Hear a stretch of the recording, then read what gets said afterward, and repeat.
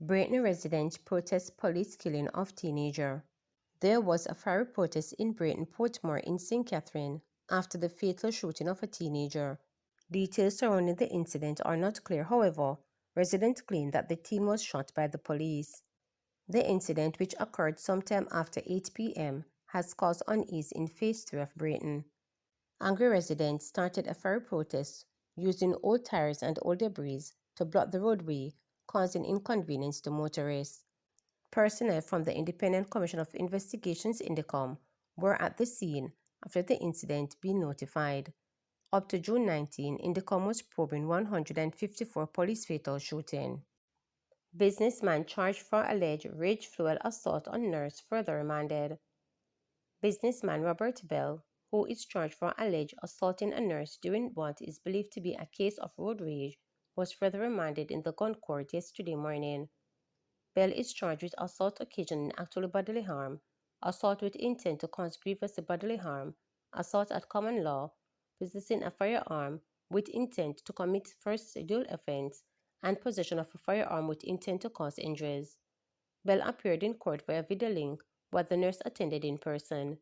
An application for bail by his attorney Peter was adjourned until June 30. The police report that about 7:15 on Tuesday, May 13, the nurse practitioner was on her way to work when her vehicle was impeded by a vehicle driven by Bell. A dispute reportedly ensued between the two, during which the woman was physically assaulted multiple times. The following day, Bell was apprehended by the police. He was subsequently charged after a question and answer interview in the presence of his attorney. The police say they also seized his license firearm. Senate passes 3 bills to increase penalties for murder. 3 bills that seek to appropriately treat with and increase the penalties for the offense of murder under Jamaican law were debated and passed in the Senate.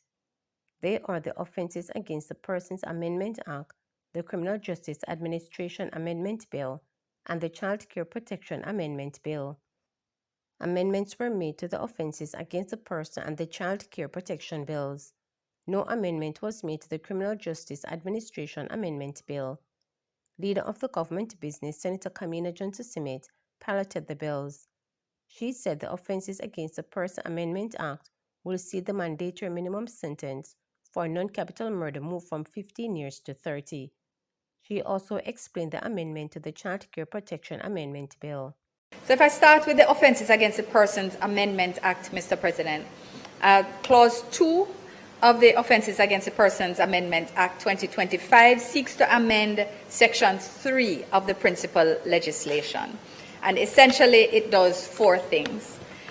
It seeks to increase the mandatory minimum sentence with respect to non-capital murder under Section 3(1)(b) from 15 years to 30 years. So non-capital murder, it's increasing from 15 years to 30 years.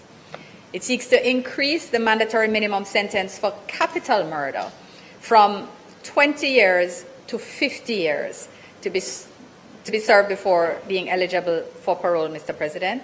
And it increases the sentence to be served before being eligible for parole, where the sentence is imprisonment for life, from 15 years to 40 years, and that is amended under 3(1)(c)(b)(1).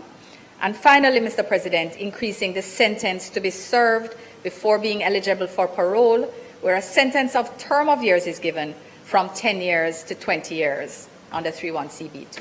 Again, the amendment is being made to Clause 2, in which there are 2 amendments being made to Section 78(3)(a). One is deleting subparagraph 1 and renumbering subparagraphs 2 and 3 as 1 and 2. And the second is in subparagraph 2 as renumbered, inserting the words next after the word the offender is, the words a person referred to in subsection 2b or. So it's as set out here, 2 amendments under Clause 2 in respect of 78(3)(a).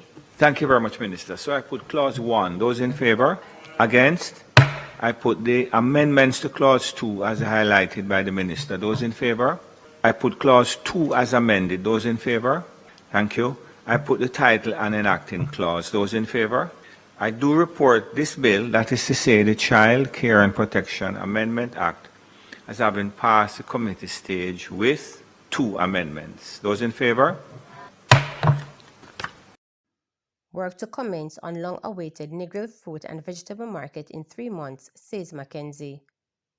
Following years of delays, Local Government Minister Desmond Mackenzie is assuring the public that work will begin on the long-awaited Negril Fruit and Vegetable Market within 3 months.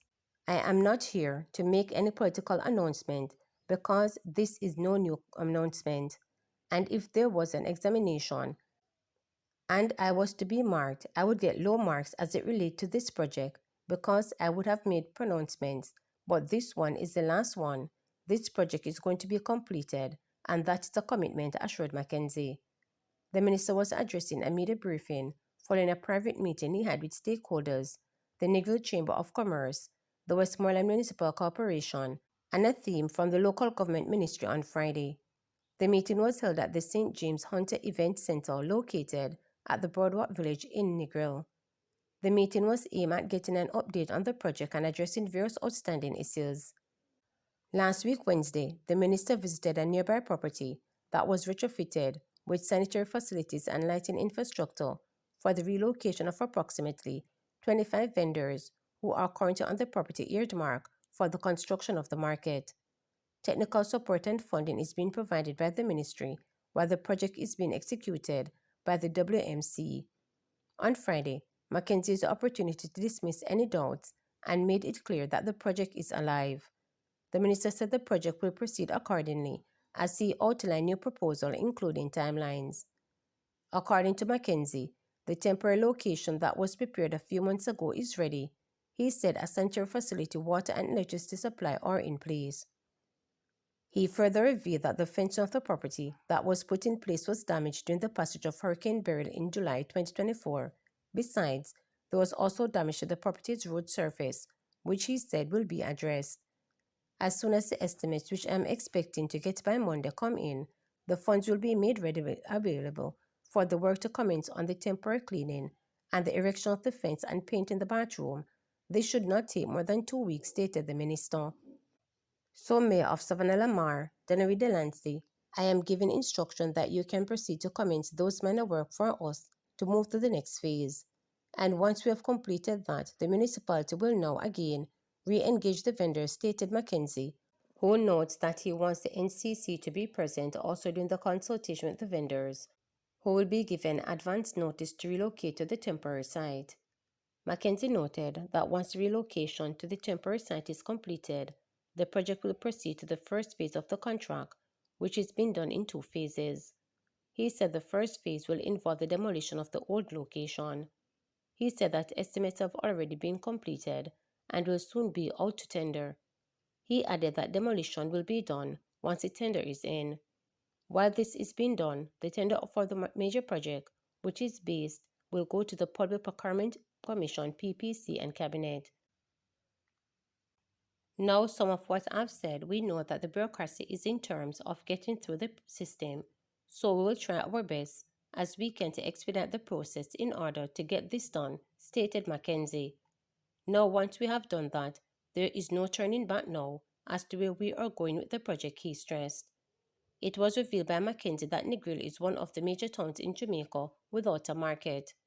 Mayor of Savannah-Lamar and Council for the Sheffield Division and Jamaica Labour Party, JLP Standard Bearer for Westmoreland, Dr. Garfield James, said the project is expected to be a game changer in Negril.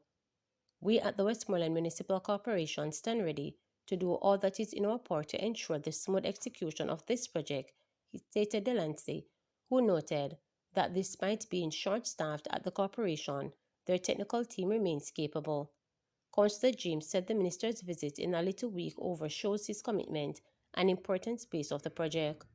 The mayor and Mackenzie commended the Negril Chamber of Commerce, which had provided close to $1 million for soil testing to be carried out to the proposed construction site. I think they did an excellent job in keeping us, the politicians, on our toes and reminding us of the commitment that we made long before I became Minister of Local Government and Commitment that I gave from 2016, stated Mackenzie. For her part, the president of the NCC, Elaine Allen Bradley, gave the assurance that the chamber will be keeping the WMC, the councils, and Mackenzie on their toes to ensure that the project is being carried out as promised. To subscribe, like, share, and click the notification bell for daily updates.